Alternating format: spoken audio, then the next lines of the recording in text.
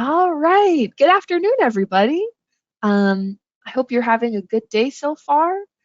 Today, I'm going to be going over a streamlined FMEA, and we're also going to include a microcomputer example demo.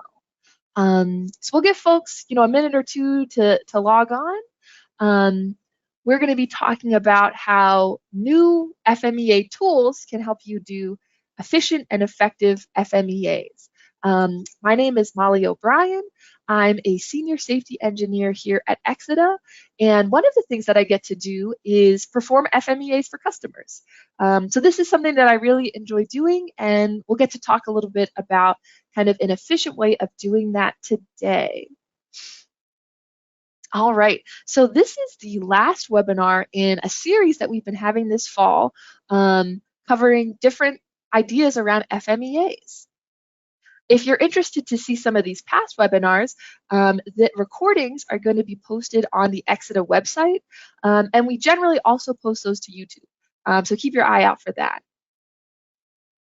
Now, Exida is a customer-focused company, and there's 3 branches of Exida. The Enterprise Tools creates and offers powerful engineering lifecycle tools that can help you efficiently deliver technically correct results. We also have the Certification and Assessment branch to help you achieve compliance with a pragmatic approach, and our lifecycle services that can deploy experts to help solve your toughest problems. And today, this specific FMEA approach we're going to talk about falls under that Enterprise Tools branch. Now, there are 3 main software tools that we offer at Exida. One is called OEMx, and this is the tool that we're going to use today. It's a suite of engineering tools that can provide a streamlined work process for functional safety and cybersecurity OEM projects. We also offer Excellentia, which is a suite of integrated engineering tools for functional safety and cybersecurity lifecycle projects with end users. And a new tool that we've been developing is called SILSTAT. And you can use this for field failure data collection, and this is going to be released in 2024. Now, one of the things that we believe that OEMx can help you achieve is expert results years ahead of schedule. And what do I mean by that? This tool is really designed to help people get expert level results earlier in their career. And so there are 3 parts of OEMx: Requirements X for requirements tracking, ArcX to do architecture design review, and FMEDAX to do FMEDAs. ArcX is what you can use to perform an FMEA, and that's what we are going to be working on today. And one of the things that's really helpful doing FMEAs in ArcX is our expert knowledge. And so this we've really extracted from our senior engineers, and it includes typical failure modes and mitigations for designs. And so really this lets you achieve results in the past that would have required a much higher level of experience. And so this quote is taken from John Greavy, who's the tool project manager from OEMx, and one of those experts that we've extracted this expert knowledge from. Now, many companies have found that the FMEA technique is the most or one of the most effective design quality verification techniques that you can use. Well, and a key objective is to save project time in the long run by identifying problems and solutions for your design early. But actually performing these FMEAs can often be relatively time consuming. And it's also typical to perform 3 different FMEAs during the safety lifecycle. One to review the system design, one to review the hardware design, and one to perform the software design, to review it. And so if you're able to find an efficient way to perform FMEAs, this can really help you save a lot of time and effort throughout the safety lifecycle. Now, this webinar is not going to go very deeply into background on FMEAs.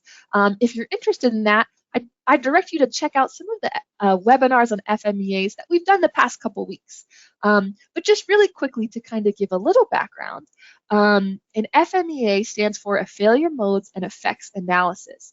And this is a step-by-step approach to identify possible failures in a design, a manufacturing or assembly process, a product, or a service. And where by failure mode, we mean a way that something might fail. FMEAs use a systematic procedure to find problems in a design and recommend mitigations. And you do this by reviewing the entire system architecture with the different one block or element at a time. And often you might find that you end up doing this at multiple hierarchical design levels. So here on the right, I'm showing first a higher level block diagram for a hardware architecture. And then below that, a subsystem architecture where we've taken this power supply block and we're looking at more smaller blocks inside of that. Typically, we're going to do this multiple hierarchical levels if we have a complex component or something we feel isn't totally understood yet, or maybe there's a subsequent step in the safety lifecycle that needs additional detail. Now, there are several objectives of an FMEA in general. The first, like I've mentioned, is to find problems in a design, starting first with the highest level architecture, that system architecture, and then looking at lower levels. In the FMEA, you can also recommend mitigations, either to fix a potential problem in a design or to detect certain failure modes that have come up doing the FMEA. You also can update requirements as different mitigations are chosen, define integration tests while you're in the context of design early in the safety lifecycle. It's important to provide inputs to the FMEA, which is a quantitative hardware analysis. And a hardware FMEA is really a crucial input to do that FMEA later on. It can help you document design choices and train new staff members as they learn about the intended function of different blocks in the design and common failure modes and mitigations. Now, I've talked about how FMEAs are, a great design verification technique and they can be very helpful, but some people do not enjoy doing FMEAs. From the participant side of you, some people comment that they find actually going through an FMEA to be quite boring. The typical procedure is you have a group of people in a room. They might all be designers or engineers or different stakeholders, and you go through each of the different blocks in your design and you're trying to brainstorm, how could this fail? There's a lot of pausing and thinking, and so that can be a challenge as a participant. From the managing point of view, some managers feel like going through this FMEA where you've got 5 engineers in a room, they find it to be very time consuming and that ends up being very expensive. And they might ask the question, is it really worth all of this time and money to do this FMEA? So with that in mind, Exida has proposed this idea of a streamlined FMEA where you want to get all of the benefits from a traditional FMEA, but limit the amount of time required to do it. So these objectives of a streamlined FMEA are going to be to document failure modes, the impacts of failure modes, and diagnostics, just like you typically would want to do. We also want to be able to update requirements and integration tests as needed, but we want to decrease the total number of engineering hours required to do the FMEA, and we want to focus those group discussions that are generally part of the FMEA to the topics where it's really going to add value both to design and to the analysis. So, there's multiple ways that you could go about doing a streamlined FMEA, but this is one way that we'll often do as Exida. So imagine that you have one participant as an analyst, and they are either, very familiar with the design, or that, they understand how it works. And so you have one person who can go in and add functional failure modes using this expert knowledge, which is provided in the ArcX tool, and then specify mitigations that can either detect or correct these failure modes using the expert knowledge. And then as a group, you're reviewing this FMEA together. So people don't have to try and brainstorm failure modes, but it gives a chance for the whole team to review. Maybe a participant is familiar with a unique type of failure mode. So all of that input we're going to get during the review. And then, the analyst at the end is able to go and automatically document these results in an FMEA report.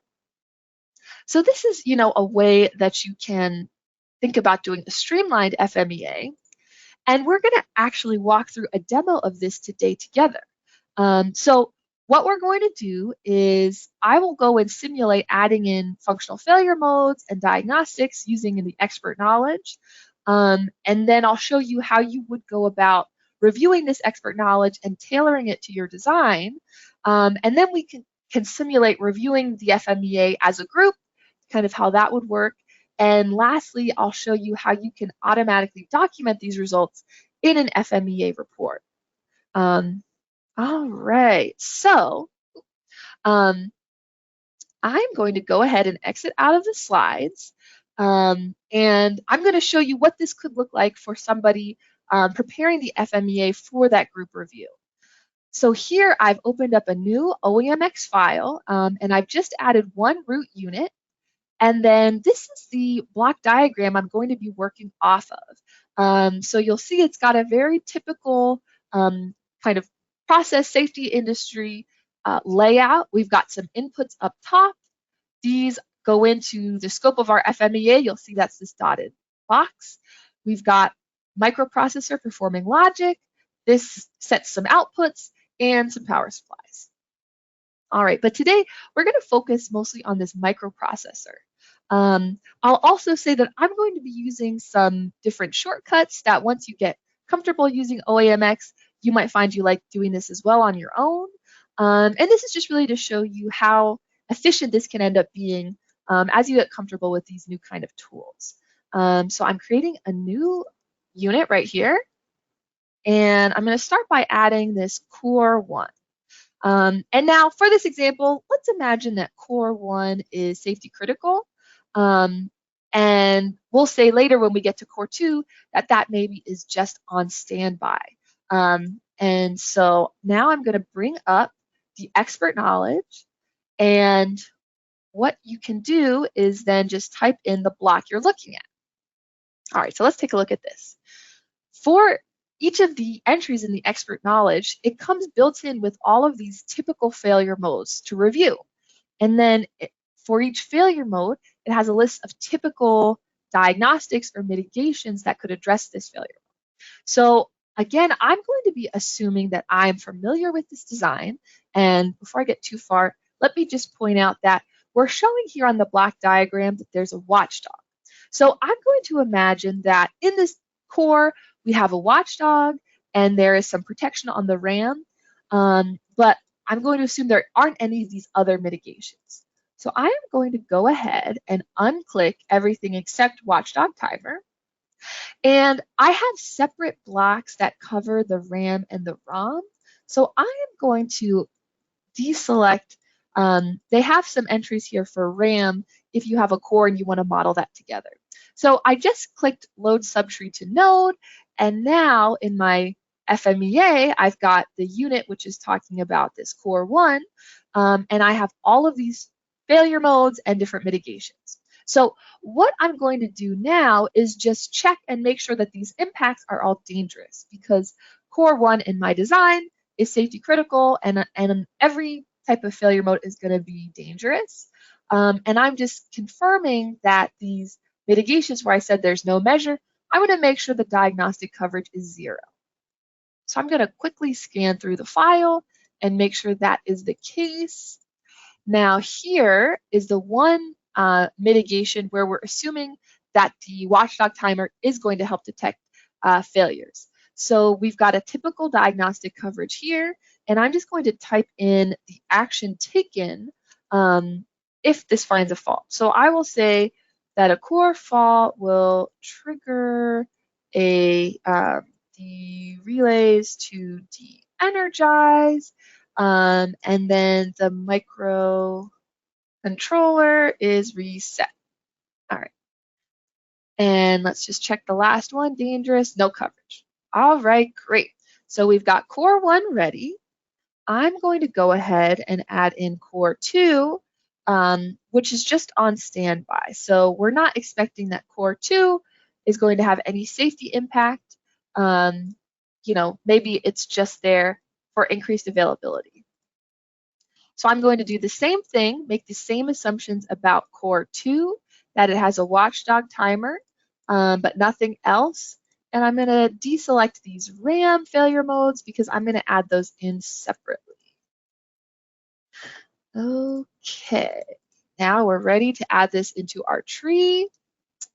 You'll notice that OEMx now has this option where you can click if something needs review. So that's just another way it helps you get ready for that group review, is you can mark anything that you want other folks to look at. Now remember, for core 2, this is just on standby. So I'm going to go in and change these to be no effects. And again, I'm checking that the diagnostics have 0 coverage. Alrighty. And here we've got no effect. Now remember, here we're going to specify the action taken if for this one where the watchdog timer will detect a failure. I am going to mark that this will also cause the relays to de-energize and the microcontroller to be reset. Now, let's imagine that as I'm going through this, I'm thinking to myself, well, core 2 doesn't have any impact in safety, so maybe we actually don't want this to trigger a reset. Maybe we don't want any coverage. You can also, right while you're in the middle of your FMEA, mark down any action items that you're interested in. So here I'm going to write an action item to confirm if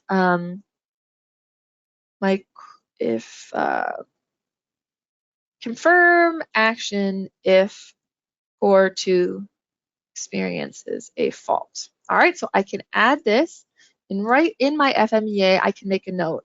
Core 2 does not have a safety impact.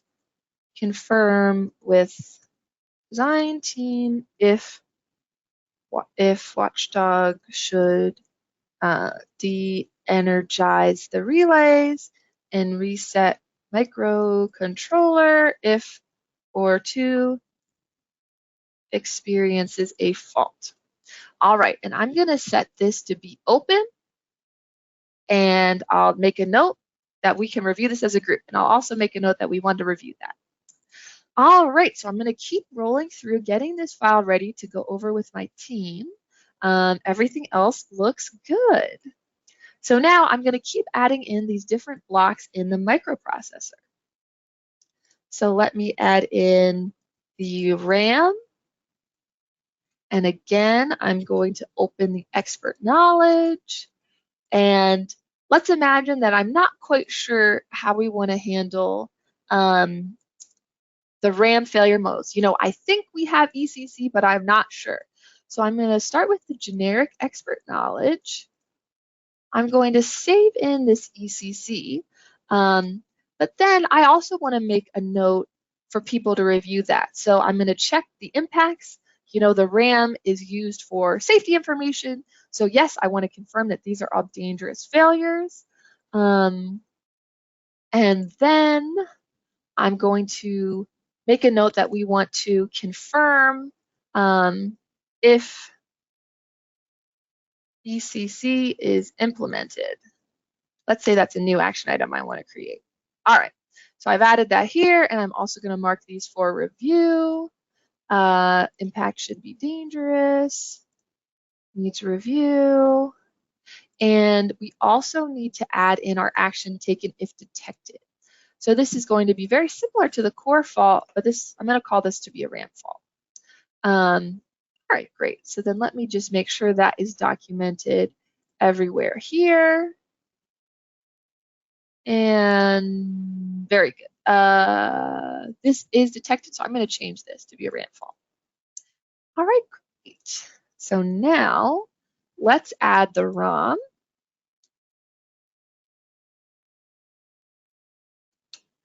And let's imagine we have a CRC here. Oops. Right, and let's check that. We don't need the ROM to be reviewed. It's dangerous with coverage. And last but not least, we want to add that watchdog.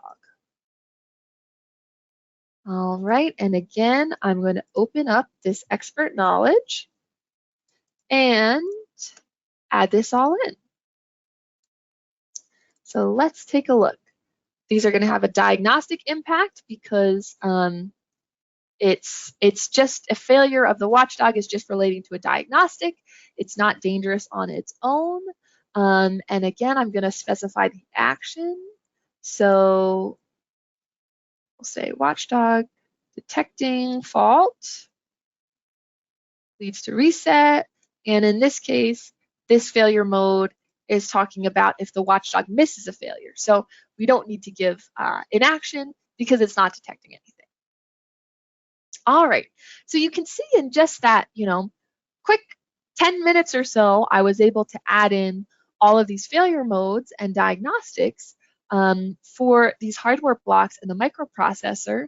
And now I would be ready to review this with my team and, see that people are all in agreement with the impacts and the diagnostics and see if there are any design changes we want to make based on this review.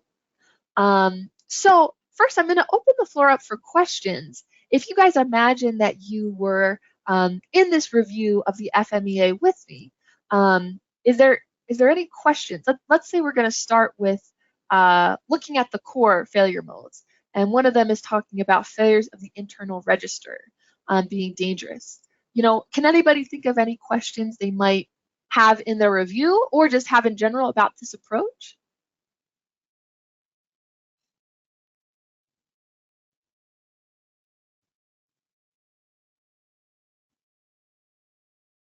All right, and then I'll kind of simulate if we're going through, okay, this has no coverage. The next failure mode is talking about coding and execution failures being dangerous, also with no coverage. And so again, we would iterate through this file, take any notes of any points, that we're unsure about or we need additional review. Any people have any feedback of their experience going through, a traditional FMEA, kind of how that went for their team?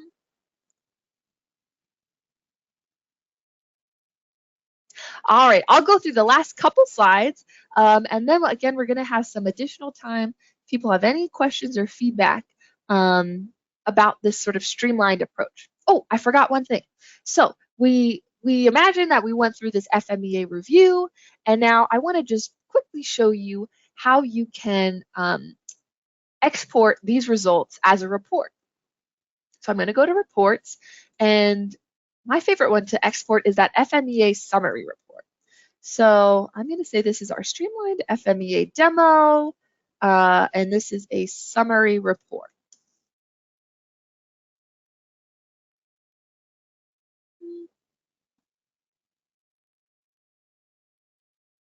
So this will automatically generate a Word document like this, and you can add additional information as you want.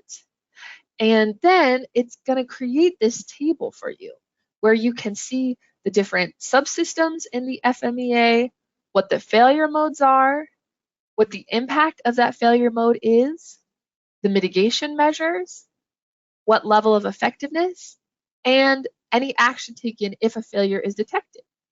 And so then I'll just scroll through. This is a really succinct way to summarize everything that you found in the FMEA. Now you can also export an action item report. So let's just quickly take a look at that as well. Yay, demo. And we want an action item report. Right. So this is showing you what the output is going to be for the action item summary. So we just put 2 in, and I really only filled in information for 1. But you can see here, it's a compact way to summarize any action items that you have in your file. All right. So with that in mind, let me go ahead and just show the last couple slides. So in conclusion, FMEAs are perhaps one of the most valuable architecture design verification methods. And very many people use this across different industries. And next generation FMEA tools like OEMx can help you streamline the FMEA process to save engineering hours and maybe even increase FMEA quality. So this is that last Streamline FMEA webinar in this series we've been having this fall. And so please don't hesitate to ask any questions. You can reach out to me or to sort of the general exida email. And I'd be happy to answer anything that you're curious about.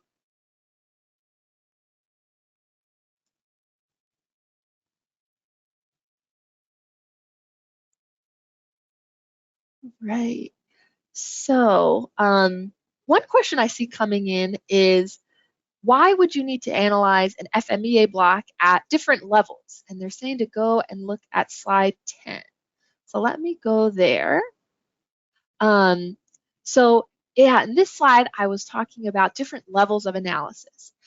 So typically, you're going to go to a deeper level, either because it's a very complicated block, or another step in the life cycle needs more detail. And the most common time that I run into this is in an FMEDA. So the FMEDA, it's a quantitative hardware analysis. And during the FMEDA, you need to link component failure modes to the impact or the functional failure mode and how it impacts the whole system. So for example, let's take our core example. If you have the microcontroller core and it has one of those, coding and execution error, that means that you might not set the right output in your safety system, and that's going to be dangerous, and so on. So you really need to make sure that the level of detail that you're doing in your FMEA can support the later steps of the analysis. And one thing that's really helpful about the expert knowledge is it's really been calibrated to the FMEDA for the hardware blocks. So I can just go ahead and briefly show you. We went over these different cores. I'm just going to click over here to the other FMEDA tab, FMEDAx, and I'm going to go ahead and add a component. All right, so I'm going to say this is core 1, and I want to get rid of that filter. And here I can add a microcontroller core. All right, so you'll see that the different component failure modes that we're expecting in the FMEDA, they line up exactly with what we've analyzed in the FMEA. So we're really trying to set this up to help you get the right level of detail you need for your next steps. Right. Any other questions that people have? I can go back here. I'm seeing one question coming in. Does exida perform streamlined FMEAs?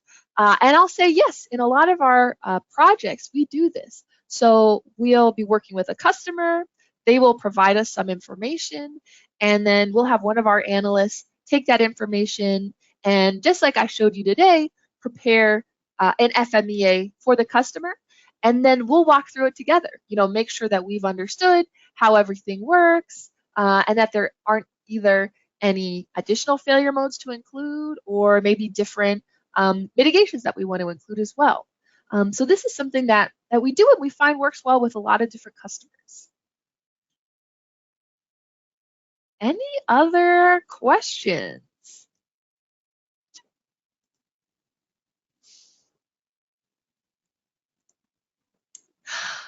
All right. Well, I think that is that's pretty much the content we were planning on going over today. So please don't hesitate to send a question if you think of anything later or right now. And thank you so much for your attention. And we hope that this was an interesting, different perspective on FMEAs for you all.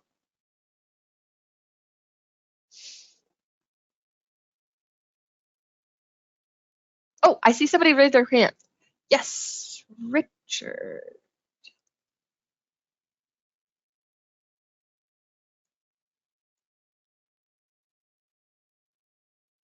Or maybe they didn't need to.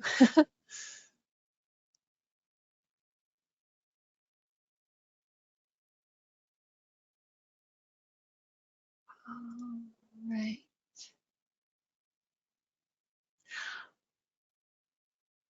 Right. So if there aren't any other questions, we might go ahead and wrap up. But again, please feel free to reach out if you have any other questions. So thank you all.